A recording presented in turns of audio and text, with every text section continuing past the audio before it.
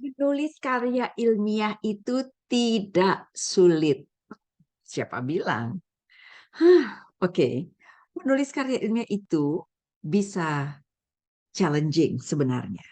Tapi kita mampu asal kita mau mempelajari strategi-strateginya dengan cermat. Nah, hari ini saya akan mengajak untuk membahas sekilas saja satu petikan terkait dengan novelty. Oke, sekilas kita akan lihat dulu. Karya ilmiah itu butuh ketekunan, mau berlatih, menulis, menulis, dan menulis. Tapi juga terus kita asah kompetensi kita dalam menulis. Nah, dari tulisan Prof. Maman, saya membaca ada karakteristik naskah ilmiah. Satu, original, ya, unprecedented.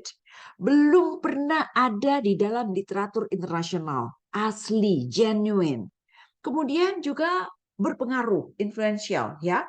Baik di bidang yang berhubungan dengan kita maupun bidang lain yang bisa memberikan dampak sosial atau societal impact yang tinggi. Ini penting sekali. Jadi originalitas, kemudian berdampak, impact, ya.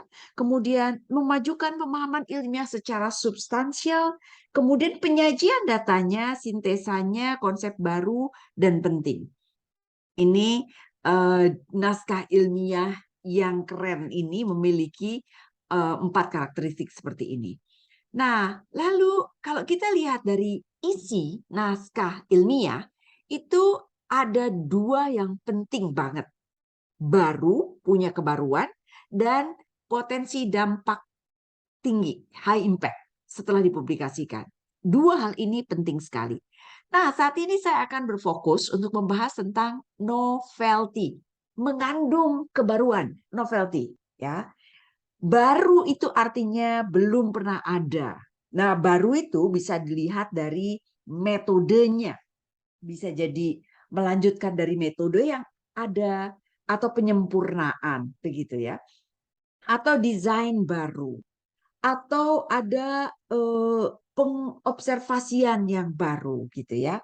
Ada konsep baru pengembangan yang lama. Jadi kalau kita lihat bagaimana ilmu itu begitu ya, kita mengembangkan ilmu atau memproduksi ilmu. Mengembangkan itu dari yang ada dikembangkan, ditambah ini, ditambah itu, dikurangin ini, dikurangin ini. Ini adalah mengembangkan ilmu. Kemudian memproduksi ilmu cenderung ada sesuatu yang baru. Nah, di dalam konteks novelty kita bisa mengambil keduanya, begitu ya. Bisa jadi dari sesuatu yang tadinya metodenya gini, sekarang metodenya diubah kayak begini gitu. Jadi mengembangkan bisa. Atau teori yang digunakan adalah sesuatu yang baru. Atau hasil temuannya luar biasa ya, ini juga menarik sekali. Hasil temuannya baru. Jadi novelty dalam sebuah penelitian sangat penting.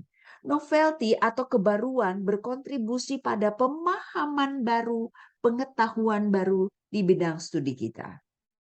Gimana ya caranya tahu apakah kita sudah punya novelty dalam penelitian kita? Pertama, kita bisa lakukan atau bagaimana untuk memperoleh novelty gitu ya. Gimana caranya kita dengan melakukan penggalian terhadap fenomena-fenomena.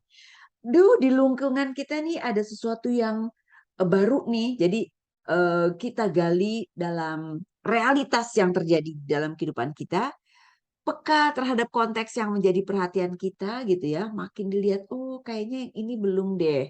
Yang ini belum digali deh gitu ya. Jadi kita makin mengasah diri dari realitas atau fenomena yang ada. Kemudian kita mengambil ceruk baru dari fenomena tersebut. Itu bisa kita lakukan dengan fenomena ya. Baik menggunakan panca indera dan lain sebagainya. Kedua, melakukan penggalian literatur.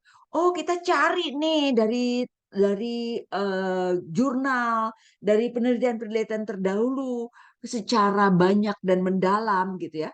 Nah, yang satu ini bisa dibantu oleh Voice Viewer. Ini juga bisa membantu untuk kita melakukan memilah dan memilih gitu ya dari literatur-literatur yang berhubungan dengan bidang yang kita minati. Lalu dari sana kita bisa ambil ini sebagai novelty, kebaruan. Oh, yang ini belum banyak nih.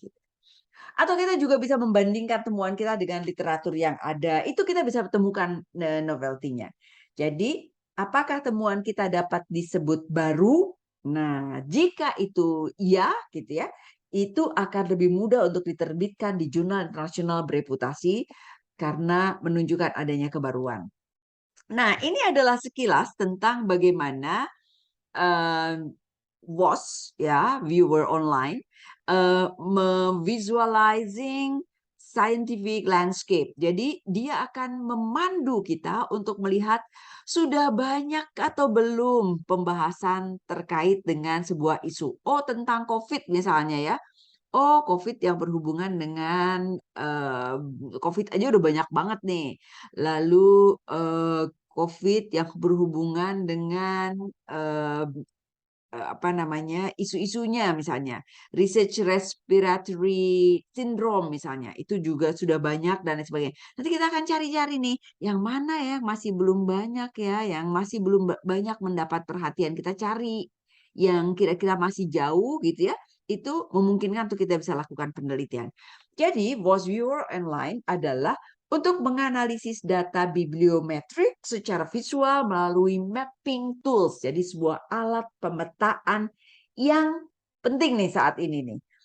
WOS Viewer itu software yang dapat digunakan untuk membangun dan memvisualisasikan jaringan bibliometrik seperti jurnal apa aja nih yang udah dibahas tentang itu. Judul apa aja, pengarangnya siapa aja, penulis publikasi lain dan lain sebagainya. So, itu yang kita bahas pada kesempatan ini. Terima kasih perhatiannya. Bye-bye.